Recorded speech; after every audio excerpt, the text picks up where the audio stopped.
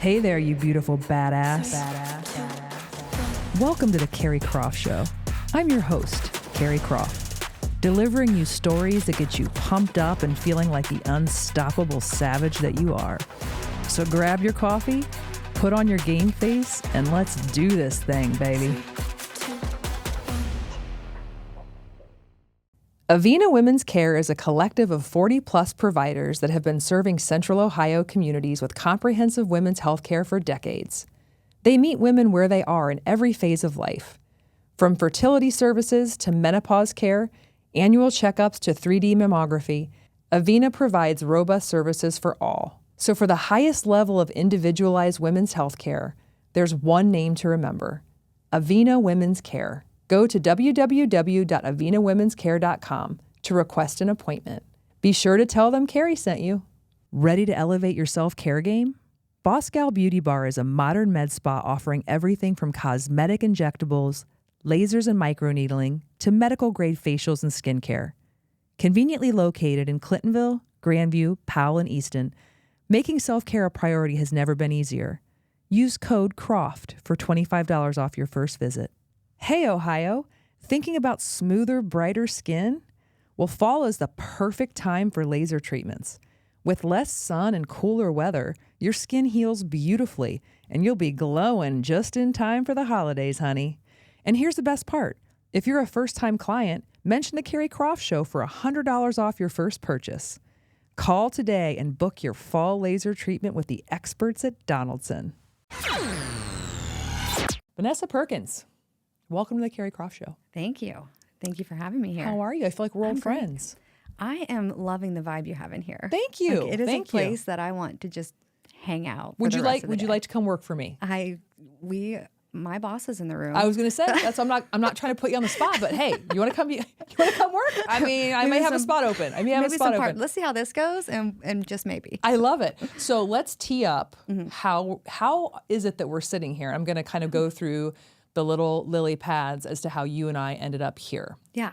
So I had one Jackie Mahan from the Awesome Company on my show, and her name has been coming up very frequently. I've been talking about her a lot. So she's a connector. She's a great human being, wild and wacky, Jackie Mahan.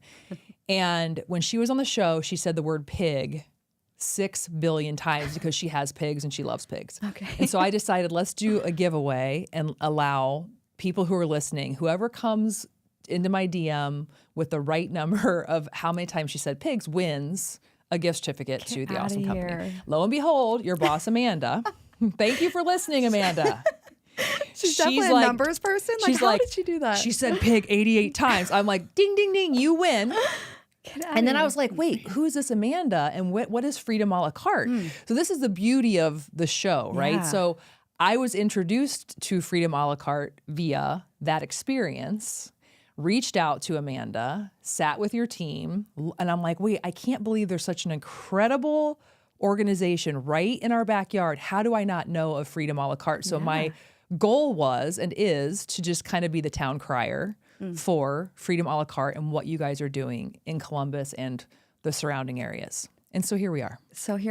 I think it's amazing that you had that contest. Also, I knew she had won a contest, but she did not give me those details. Yeah. I need those details. That is priceless and definitely fits who she is. Correct. I think it's great. And are you still listening to my show, Amanda? We have a live studio audience here today, too, for those of you who do not know. So I'm speaking to Amanda directly. Are you still listening to the show? Damn straight you're listening to the show. Okay, so more about Freedom a la carte. Yeah. So, because a lot of people right now are saying, well, what is Freedom a la carte? So do you want to define Freedom a la carte? I think that you should probably tell me what it is as opposed to me trying to fumble through it because you clearly live it every day. I do live it. And every now and then still fumble through it, to be completely honest. We are an ever-changing community to serve survivors of human trafficking. So we are a nonprofit social enterprise. So we have a catering business and we have a cafe that's right downtown. The address is 123 East Spring Street in Columbus, Ohio. And so we offer services to survivors in a lot of different ways. We have a workforce development program, and so they can come in and work with us for up to 2 years. So they're gaining workforce development skills. They're gaining something to put on a resume. They're also working with a specialist to help with professional development in general. We also have a community of we call them butterflies, survivors of human trafficking who have been connected to freedom. We offer a lifetime continuum of care. So if they want to be with us for any amount of time, they can be with us. There's a couple qualifying things, which you have to be a survivor of human trafficking out of the life for 6 months or longer. And if you identify as an addict, you have to be sober. So we do offer a safe, sober community. This is the definition of human trafficking online. So human trafficking is a crime that involves the use of force, fraud, or coercion to compel someone to perform labor or engage in commercial sex acts.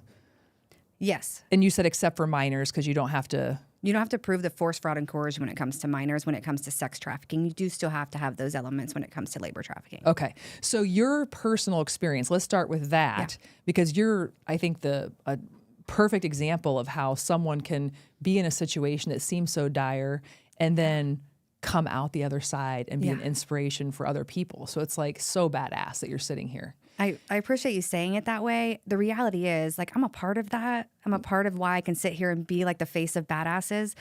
But the reality is I needed a community to help me with it. Because first of all, human trafficking is elusive. Like, I didn't know I was being trafficked. And I think we'll probably talk about that a little later, how it sometimes takes years to even be able to truly understand that I was trafficked. Yes. And so that's like a whole component that's challenging and elusive. So I needed someone to wrap around me, help me to identify the symptoms I was having, what to do with those symptoms, like the trauma responses, even my drug addiction, even issues around having a child, like all these issues. I needed like a solution for all of those problems to become whole again. And only then did I start to see how I was trafficked. Yeah. It's like bizarre how the process works. And it's going to be different for everybody. Yep. But often people don't even know they're trafficked. So you start doing drugs, that addiction starts to become deeper, darker, scarier, more intense, where you're like, okay, I need drugs. You meet someone, they're like, hey, I can get you some drugs if you do X, Y, and Z. Yeah. Is that how it started for you? So it's actually more than that. It actually started when I was 4 or 5 years old and someone was creeping into my room and he was doing things to me that shouldn't happen to anybody ever. So my trauma started early on. Now my addiction, my drug addiction came a little bit later. Could be a result of untreated trauma. Could be my environment is full of drug addiction and chaos and domestic violence and sexual childhood abuse. And then drinking and using other drugs was like my solution for that stuff. And then at some point in time, I crossed this invisible line into dependency to where like I cannot exist without it.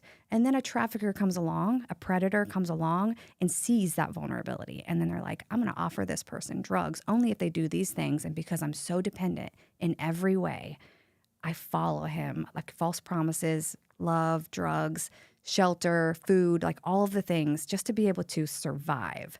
It's not even that I was like having a good time partying, which happened in my teenage years. But later on, I'm just trying to be able to function. I want my bodily fluids to be under control. I want my brain to slow down. I want to be able to eat a meal. Like that's like the level of power a trafficker has over someone when they're using their drug addiction against them. That makes sense? It's wild to think that it's someone that you would think in the form of like a boyfriend, but really the manipulation and the calculation and like for you to be like, the light, you don't even see it happening. Yeah. How many traffickers would you say that you had? I can identify 3, but I want to tell you that I was devastated when I came to the realization that the person that I loved was trafficking me. And again, that was years after I'd been away from him because everything I thought I knew was totally different and completely wrong. So like I couldn't believe in myself anymore. I couldn't believe in what you were saying to me or anybody else because my foundation of this world had been shaken. So my trust in people and especially in myself was completely gone. So even if somebody good and healthy was in front of me, I can't tell the difference. So that's a real challenge when I'm trying to build relationships with humans in general, when I'm trying to have self-sufficiency and wholeness within myself and just to move forward in my life. Like that's why that wraparound piece and community is so important and people that won't give up on us and give us some time to be messy and to be inappropriate and to be angry. Like give us some time to work through that and still be there with us.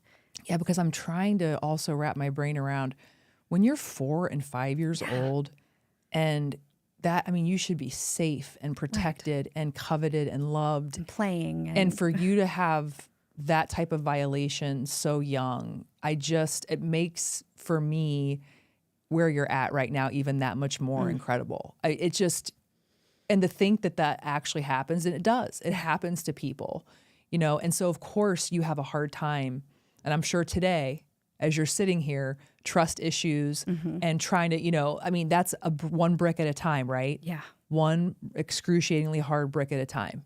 Yeah. I was able to work with someone the other day. It was a survivor of human trafficking, and she was just talking about how hard it is to just, the anxiety is so real and all the time. And I was talking about how I was in catch court. I was a participant in catch court, and Judge Herbert asked me what my win was for the week. And my win was that I could take 3 steps down the street and not look over my shoulder. That was my win.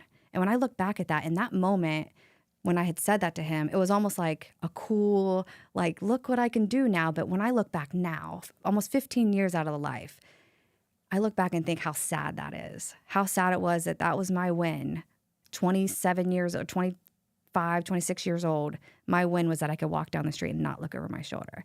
Like, recovery from this stuff is hard, and it takes time, and it takes us to have grace for ourselves and really some understanding about what has happened to a person so that we can really get to the root of each symptom and really help someone through it. That's why this is so great. Why we're here together is so great, and why I appreciate you inviting us. Oh my gosh, of course. I'm the lucky one here. That might be true. When you went to jail, was it the last time you were in jail? That was sort of how you were able to break free from this vicious cycle. Yeah. Right? But then you had said, I said, thank God for jail. And you said, but we need to do more. We need to do better. Yeah. There needs to be more support and resources, and hence, freedom a la carte. Yeah. But another thing that you told me that was just, just kind of shines another light on how incredibly elusive and challenging this is, you had mentioned finding letters from one of your traffickers and how years later, why don't you tell that story, how hard it was to still read those? I'm trying to set up a ping pong table in my garage. Just a simple thing, simple day in the life of today, whatever. I go and I'm trying to clean out the garage, and I pull out these boxes. I'm trying to get rid of stuff, and I find these letters that my trafficker wrote me while I was in jail. Now, this was 6 months ago, could have been 8 months ago. I can't do time well, but this year, and I still couldn't throw the letters away. What? Like, that is so crazy to me. So I still have them. Like, I'm sitting here with you, rational, fairly calm, and knowing that's not normal or okay, and still can't get rid of them. Like, is that trauma bond? Probably trauma bond at its finest. Like, how crazy? In Stockholm. Stockholm. We had talked about that. Yeah. It's a real thing. Yeah. So do you think you'll ever get rid of them? I would have thought they would have been. I think they should have already been gone. But maybe, I don't know what I'm stuck with. But you know what? Maybe it's a reminder for you. Maybe it's a thing that, I don't know, that you just need to keep. Your guess is or maybe one day, as good as mine. You know what? One day you may be like, what's her name in that movie where she burns all the, how Stella got her groove back? One day you might just find yourself outside. Somebody might just trigger you. You might just start burning those letters. I might. You get out of jail. You end up, tell me from when you left the last jail term, how long were you in the last time? 5.5 months. 5.5 months. Yeah. So it forces you to get clean. Yes. But then you could just go right back into that cycle. Yeah. What was different? Well, I think there's a few different factors. I was like the Walking Dead. Like, when I went to jail this last time, I knew I was meant to die. Like, I was not supposed to stay alive. My mom had taken my son, and she absolutely should have. And I'll be forever thankful for her for doing that, because I couldn't keep him safe, and she could. And so I'm grateful to her. So I had this just unbelievable emptiness. And so catch court actually was just starting when I went to jail this last time, which was in 2009. I actually spent my birthday and my son's birthday, which are back-to-back, September 19th and the 20th, back-to-back birthdays in the suicide cell. What is catch court? Catch court is an anti-human trafficking specialized docket at Franklin County Municipal Court. Okay. So it's like a 2-year program. It's changed a lot now since I was there, and there's a lot of emphasis on autonomy, and I absolutely love the direction it's going in. And when I was there, well, first of all, there was no hope for me. So catch court was my first glimmer of hope. And while I was working through some felony stuff in a different county, I was ready to quit. I was ready to give up, do my time. Athens County was looking to send me to prison for a long time. And catch court called him up and was like, we have a program we think she'd be a great fit for. They originally denied that request, and then they called back and tried again. And so thank God they were persistent and did it twice, because the second time my felony judge said, okay, let's give her a chance, and we're not going to have any grace for her. If she messes up at anything, she's going to prison. So like those little moments of just a little piece of hope, which I have never, ever had. I've never seen anybody recover. I didn't know that I should recover, because I just believed I was meant to, like, I deserved what I got. I'm such a terrible person. I abandoned my son, couldn't take care of him. I'm not doing right by any humans at all, including myself. I'm trying to kill myself, like just total mess. So that little glimmer of hope just kept me going just long enough to hear some truth, because I didn't know the truth. So it was just long enough to hear some truth, which opened the door a little bit to start to be able to see humans as being somewhat good, maybe not all evil. And I can't exist in this world when I think the whole world is evil and out to hurt me. And I also wasn't good. So I'm like a part of the pool of like negativity and bad things. So it's just, I guess that was it. Was there a person in catch court or someone that you remember being particularly pivotal to help you walk toward the light a little bit? That's a great question. So Judge Herbert is well known now. Catch court's well known for the most part. Judge Jody Thomas oversees catch court now. She's well known. But when I first started catch court, it wasn't well known. So Judge Herbert was not my like, oh, he's going to help me with, like, he's a judge on a bench and we don't talk to the police and we don't talk to judges. And so like, he wasn't my moment of like, I got this or hope. But his staff was. That was a huge piece, is the people he had on staff, which was like Cece and Shaniqua, which I know you don't know those names, but if they happen to hear, I would love to let them know that I still think about them and still use the gifts that they had given me. But also, when I first was being introduced to catch court, when I came out in handcuffs and shackles and a lice cap, because I had lice, not proud of this, but the reality is it's rough out there. Yeah. And I got some prison questions. We'll get there. So I'm looking forward to. So I walk out into the middle of the courtroom looking like that, and I'm totally full of shame, and I have no idea how to feel feelings because I'd been high for many, many years. And the people in the room that were in catch court, there was like 4 or 5 people were people I was just on the street with like months before, and we thought they died. We're like, where did this person go? Like, they must have died somewhere. No, they were in court, and they had some light in their eyes, and they had a little bit of a smile, and they were in court like on purpose. And so they were saying things to me like this is a better way. You deserve this way. We also understand why you want to go back to your trafficker. Well, they would say boyfriend, not trafficker. Right. So like that little piece of connection and understanding was just enough to keep me around, you know? How hard did he fight to keep you back in the darkness? So he would, the trafficker. Mm-hmm. Once we have a community and we don't have as many vulnerabilities, the traffickers can't even touch us. I mean, they could touch us in the sense of like really chase us down and hurt us. Most traffickers want the vulnerabilities of people, but we currently have people that we know that are like hiding from traffickers because they've just got out of prison, things like that. So that's a very real fear and real need to find safety. But for me, my traffickers are very much like, she's not vulnerable anymore. I saw him one time, and I was riding my bike through an area that I knew not to ride my bike through, but I was trying to be normal and be tough. Like, I can do it. It's not going to control me and blah, blah, blah. And then I saw him, and it rocked me for weeks. So he hasn't done much, but I can tell you, I see him everywhere, even when I don't actually see him. I see him everywhere, every single day, still to this day. Like every single day, I'm looking for him. Every day I see him until I see the face, and I'm like, okay, it's not him. Every day. And I've been doing it, and I'm not even like afraid. I don't think I'm afraid of him anymore, but I still look for him. I really still want to know right where he's at, because he's the one. As I'm talking to you, I'll tell you what's happening to my body right now. Is I feel it in my chest, and I feel it like I'm feeling emotion, a sense of like feeling trapped, because I'm feeling what I felt with him. And he can't get me like that today, but he definitely had me like that before. And the way that he would control me is by not letting me know right where he was at, not letting me know his next move. And he would say the words, "I'm going to dog you, bitch." And when he would say that to me, I knew it was coming, but he would never let me know when. So like, I would just be waiting for it. And when he said those words, it was for sure coming, and it would be the most vicious beatdowns in the worst of ways, in front of people, in the middle of the daytime, in the middle of the street, and do really ungodly things to me with like people around. So when I say the world was dark, like they were right there next to me and did nothing. That was how it felt. And I had no hope. So like, he's just this evil person. So when I look for him, I'm looking for him to like just know.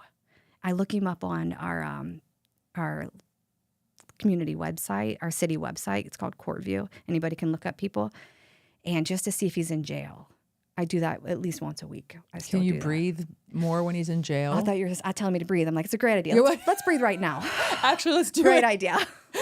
But you want to see him in jail? Because I'd want to be like, okay, he's behind. Like, it would make me probably feel, not that you feel like he's going to come for you, but he's always there anyway. The extent that I can understand this, I mean, the trauma of remembering that, like those words from him and knowing what's coming, and then the life you have now, where you're like, please don't take this away from me. Yeah. Like you want to trust that everything is going to be okay, but my God, it wasn't okay. Yeah. And I have no other memories with him of like, maybe it's okay. But I'll tell you what I'm really looking for, and I'm just going to expose how like dark I can get sometimes, is like, I'm really looking for someone to say he's deceased. Mm-hmm. Like, I'm not saying I want to like go kill him. I really don't want bad things to happen. I want this to be gone. Like, I want it to be gone. And trauma bond is so interesting because I have that side of me, which is very regular, but every now and then my head will be like, well, but maybe he's recovered. Like, it matters. Like, it doesn't matter if he's recovered or not. We do go talk, have a conversation with him. Go have coffee. Go have coffee. No. No. But before I knew what trauma bond was, those thoughts made sense. The thought of like, maybe I should just go see. Let's go see if he's okay now. Maybe he's better. Why not have a conversation if he's better? The manipulation. Yeah. Yeah. So when you were in catch court, then you started to see a path forward. Yeah. And then where did Freedom a la carte play? Yeah. Stress and inflammation take a toll on your body and your wellness. Relax, restore, and rejuvenate at Panacea Luxury Spa Boutique.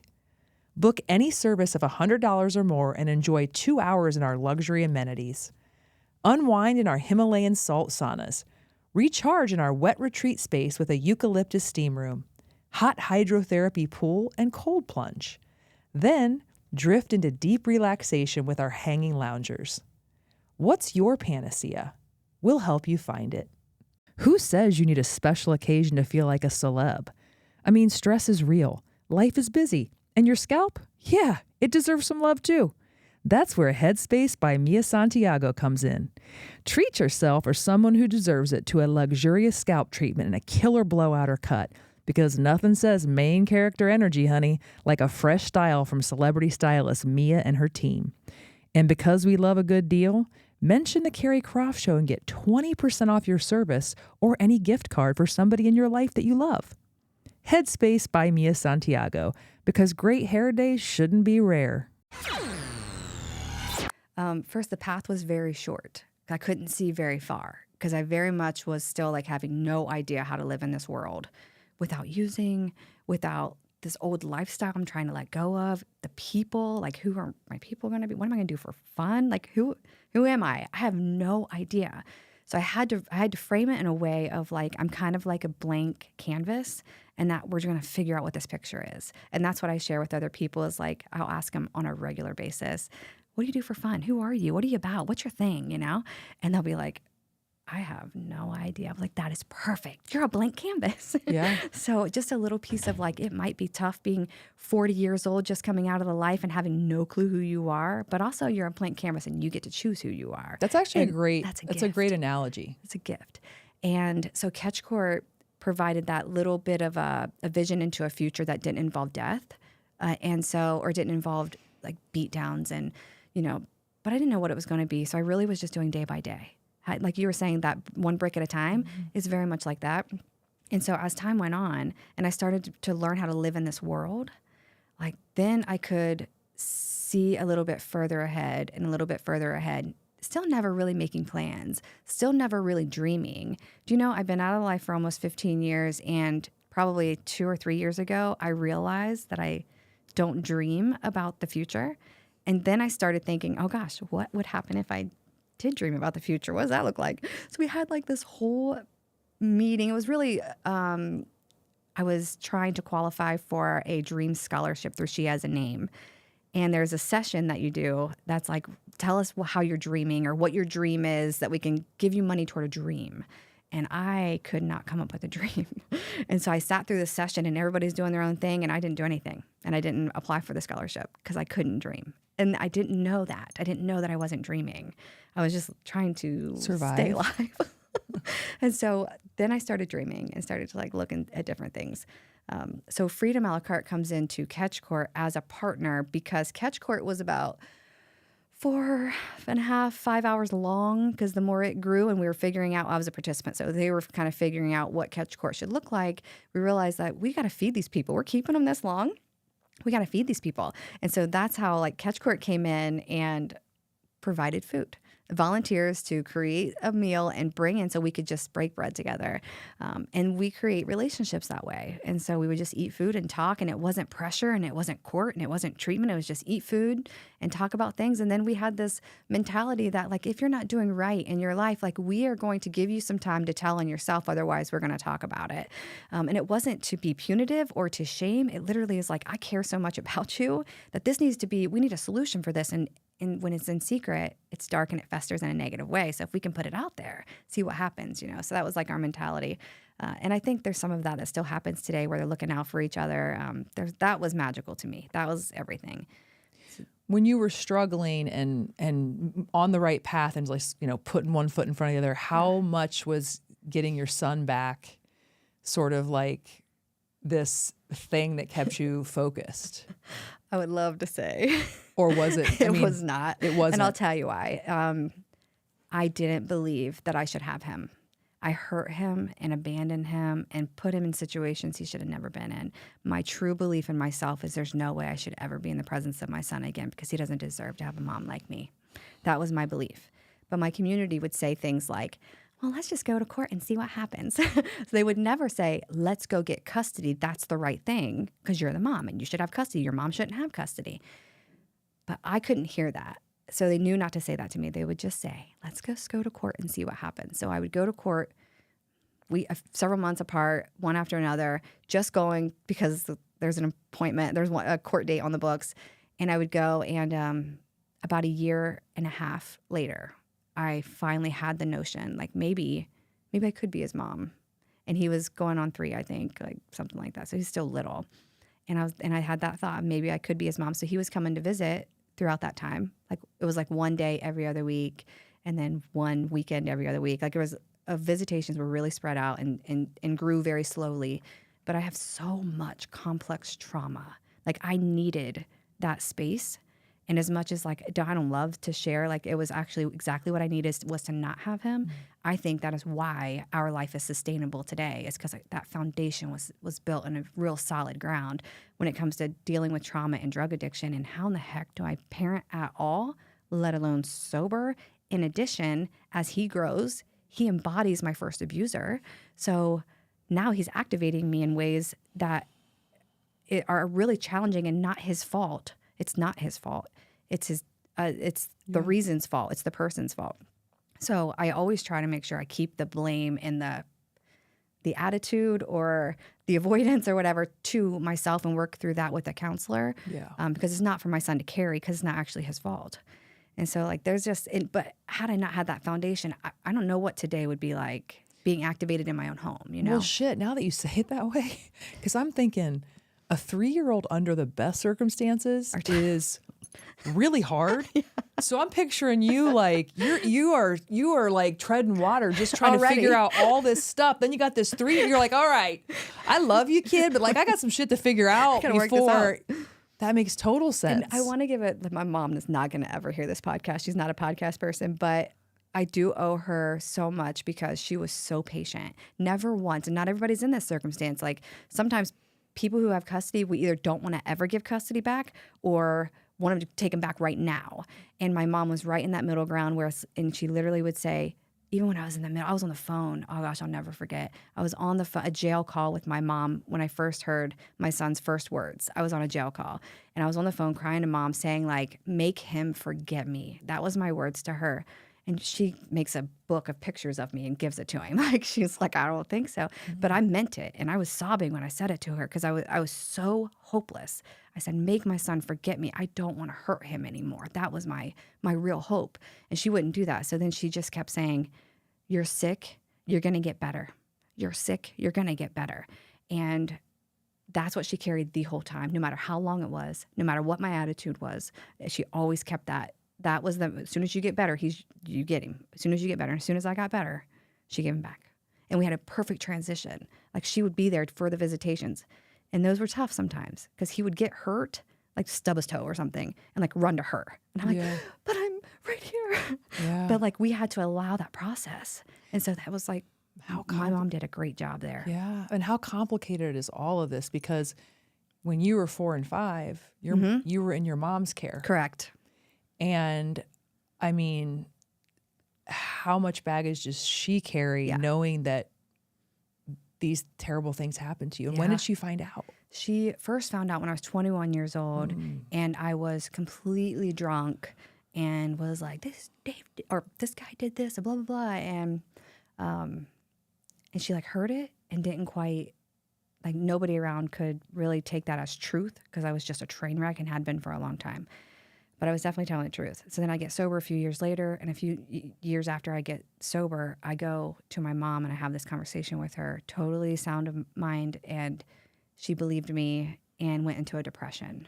And she was just, I didn't mean for that to happen, and I did go to her out of anger, thinking like, why couldn't you protect me? Like, how? And then there were times that I battled with, did she actually know? Like, maybe she knew. But then, like, listen, she was on Klonopin and 151, which if you've never done that, don't do it. It is a blackout every single time. 151 on its own. And we're not, Jesus, I've never even heard of that twist. It's bad. Nobody should do that. Yeah. So, like, if I look back, I can see how it is possible she didn't know. And I'm landing and choosing to live in, she did not know. And so we have a relationship today. Well, I mean, I think the way she handled the situation with your son, I mean, it's a mother's love. Yeah. However imperfect. Yeah. Is jail like a JV, like where it's like, it's not as, you weren't looking over your shoulder for someone to like, no. Am I watching too many? Set me straight here on jail. So jail, first of all, is Jackson Pike here in Columbus, and one of the worst jails in the country. And it's awful. Absolutely awful. And always 100% of the time, no, you're not safe. Even when fights kick off in the dorms, like if somebody does try to get a guard in there, you don't get them for 15 minutes. The fight is done by then. People are bleeding by then. It's like you walk this fine line of trying to just kind of fly under the radar, but also not crawling before others because you're in jail and you can't just be like, you shouldn't say that to me. Like, you don't have trauma competency in there. Right. And I've watched many fights. I've been in many fights. Also, the facilities in general, like we had a sewage come up out of our floor and we all had to grab our stuff and get up on the picnic tables. And then we had to clean it up. I'm pretty sure that's not okay. I don't know. Well, what are you going to do about it? What are you going to do about it? It's our home. There's a pecking order too, right? I mean, you know who the boss is, and then you kind of have to play all that. It's like Survivor, but in jail. Yeah. There's been times I've been in dorms where that wasn't really the case, and it was kind of calmer and people were okay. But most of the time you go in and it's like you just got to be ready for anything and be strategic at all times, like at all times. And that comes from, or that could be looking like being careful about what you get on commissary, like not to get too much, or make sure you have enough to go around, or know who the right person is to have in your corner, or just whatever you got to do to survive. Like, it just depends. Coffee is a huge commodity in jail. So if you can trade your coffee for something, that's nice. But not me, because I'm the one that wants the coffee. I work at Freedom. Yeah. How do you sleep today? Very light. Oh, today. Like, literally? Yeah, like, how do you, are you a good, I ask this because I picture you in jail and I picture the sleep had to be horrible. Yeah, it was. And just the trauma, you're constantly fight or flighting. Yep. And so now today in this world that you live in, is it easy for you to just like go into slumber, or are you, do you have bad dreams? Because I know for me, when I lay, sometimes when things get really still, that's where thoughts can creep in. Yeah. Most of us have some challenge with sleeping. And I would be one of them at times. And there were definitely times where it was real consistent, and it gets exhausting when you have one day after another where there's not like solid sleep or going into REM because you're up and down or nightmares. I often have nightmares, and it's really a bummer because when I wake up from those nightmares that are connected to trafficking or trauma, I don't just wake up and be like, okay, thank God that was a nightmare. Like when I have other nightmares, like falling or the elevator falling or whatever, like I can wake up and be like, oh my gosh, okay, I'm good, it's fine. But those other ones like carry with you for the day. And that's tough to just move forward because you're exhausted in general, but also the memory of carrying the memory. And that's tough. Yeah. But so now you've been with Freedom now, what, for how many years? Forever. So I actually started with them. Started to talk about how they came into Catch Court and they brought food, but they also brought mentors. And then mentorship has been a game changer for me personally. And it was really what opened up some doors to like humanity for me, for good humanity. And then there was an identification of a gap in employment for people who are in Catch Court for multiple reasons, criminal record being one of them. Also not having any employment or legal employment for years. So finding a job was really challenging, plus the criminal record and trauma responses. You're having body and mind responses constantly. So it's kind of hard to just be at work all day and just grind through. Like people were having a hard time staying employed if they got employed. So Freedom identified this as a problem, was like, let's buy a food cart. Like actually a food cart that was shipped around Columbus to sell food off of this cart to give us jobs. And that's where my first job in this new life, coming from the old life, began. So I was on the food cart. I was still working. I still was in Catch Court for a period of time. I wasn't in there very long. I was graduating Catch Court, and I went and started working for Freedom. And so there was like 4 or 5 of us that was working for Freedom. And it was tough because it was not a lot of money for really hard work, but also like learning to cope with even just the body pains that come from doing the work. And we're not on drugs anymore. We can't go have a drink to relax and decompress. Like we have lost that luxury. So it was just about learning how to navigate all of that. Plus we put our bodies through so much when we're out there. You know, my last run out there, I was awake for 8 days straight. Like talk about psychotic. And then my body was just like, it's just terrible. So like, then I go to jail, gain 50 pounds. So now I'm coming out of jail and I literally can't fit in any clothes, don't have any clothes.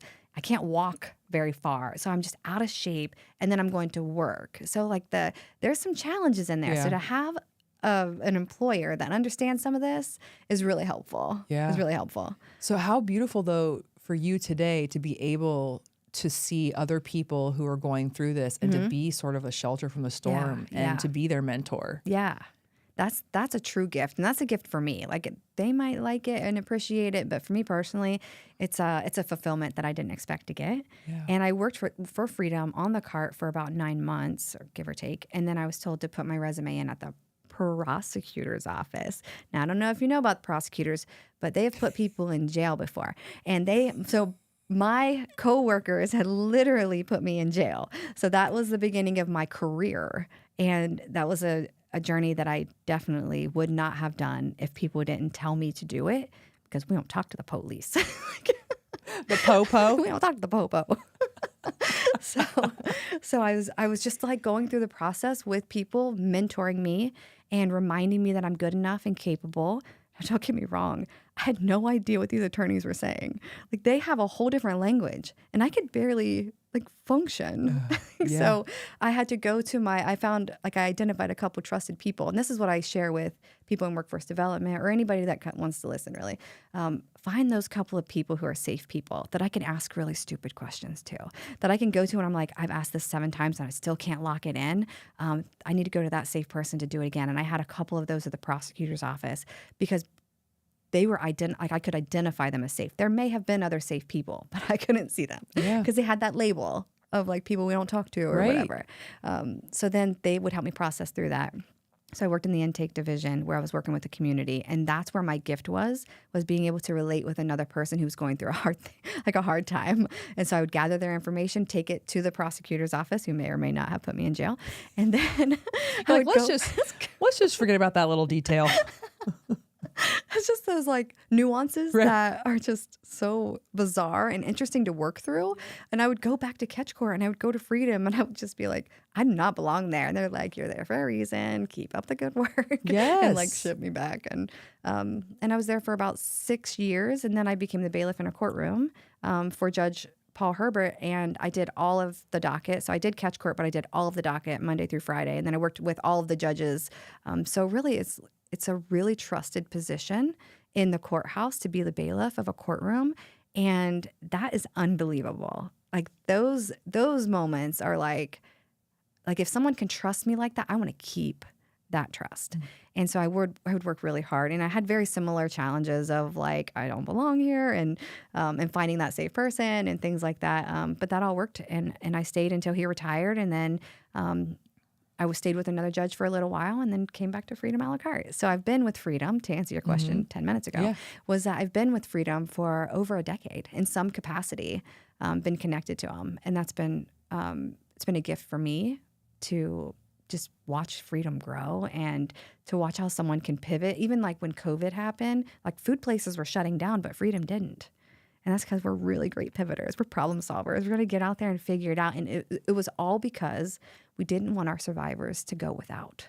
Like that's where the drive was. Like, of course we want Freedom to make money and all of the other things, but like if Freedom drops, these survivors have nobody else. Yeah. So like that was like the driving. Well, another thing, like you all been through some shit. You're like, business is nothing. Like running a business. What the fuck? We're going to do that with our like blindfolded, right? You're a bunch of badasses. Yeah, it's true. And I will say, so when I went to Freedom, I didn't know what to expect when I walked in. It is the cute. So for anyone out that's listening, it is the cutest nook of a cafe. It's very light and airy when you walk in, very welcoming, so clean. I mean, it's a cute little place to have like breakfast or lunch. Yes. What's the address? 123 East Spring Street in Columbus, Ohio. Yeah, it's like literally right there. And so when I walked in, I was like, how did I not know of this little miracle of a space? Yeah. And you know that space was really thought out. It wasn't just found in that perfect condition. It was really thought out and through the lens of trauma competency, which is like, what would someone that's gone through the hardest thing, like how can we create a space that they could walk into and feel safe? So it's the windows, it's the lights, it's the plants, it's the palette, it's all the color palette. It's and from someone coming in just dumb off the street, it's so well done. Yeah, so well done. What about the catering component? Do you guys cater to like anyone, or is there like can anyone call and say I need you to cater my event? Yes, there might be some restrictions, but that's not the area of like marketing this up. I feel like anyone. Okay. Anyone and everyone. That's what I meant to say. Specific niches or like any like thing in particular that you usually are drawn to? Is it more breakfast, lunch? Do you do dinner? No, breakfast and lunch, box lunches, platters, like charcuterie boards are really, really great. Okay. So we do sandwich platters and charcuterie boards, and we do box lunches. I think box lunches is our niche, I think. Okay. All of it's beautiful and amazing, and everybody raves about how great the food is because it's not just about creating a space for survivors to be able to heal and grow and be employed, which is definitely a foundation, but it's also we wanted them to be really proud of the food that they're putting out. Mm-hmm. So it's like we want a menu. We want some catering boxes that are like that someone's going to put together and be like, you know what, our community loves this. Like when we get Caterer of the Year, which we have multiple times, I don't know if you saw, like that's because of the food that our people are putting together. Okay. And it's really, really great. It's great so I know there's a lot of ears out there who are responsible in their workplace for ordering lunch for their lunch and learns and all these, things you guys are doing within your company. So let's put Freedom a la carte on the docket, shall we? Yes, I love it. All right. So we've got the cafe, which I love, and I will be frequenting there more often. Look forward to it's seeing on you my there. It's on my list, on my to-do list. Catering as well. I'm going to be using my mouthpiece to get the catering. So can you go over again, though, for people who want to kind of draw in more detail what the programs are at Freedom? Let's just before we close out, list those again. Okay. So the programs we have at Freedom are, we have a partnership with Catch Court, we have the Butterfly Continuum of Care, we have a housing program, and we also have our workforce development program. So there's more information. We can always get that out to anybody that's interested in them because we do a lot in all of them. And then what's the website? freedomalacarte.org. Okay. And it's well, we know how to spell freedom, but there's no E on the end of cart. Got it. A la carte, no E. No E. .org. Because we were an actual cart. And you know what? The Google machine, just put in Freedom a la carte Columbus, Something Ohio. It will pop up, Yes, right? absolutely. Well, you know what? I just want to tell you, I mean, I'm very grateful that you came in here and sat. It's a very challenging thing to talk about. You've been through a lot. Yeah. And I think you're beautiful inside and out. You're strong. You're brave. And I think you're going to inspire more people than you know. Truly. It's hard to do this, right? It's hard to do this under any circumstance. And I think, I don't know, I'm just grateful. Grateful for you, grateful for Jackie and the pigs that connected us, and that we're all here together. Yes, same. Thank you so much. Grateful to be here. Thank you. And if you're still out there following your girl, follow me on YouTube, Spotify, Apple, or wherever you get your podcasts. And until next time, if you do know someone or if you are a victim of human trafficking, please call the national hotline, 888-373-7888, and keep moving. You did so great. You were such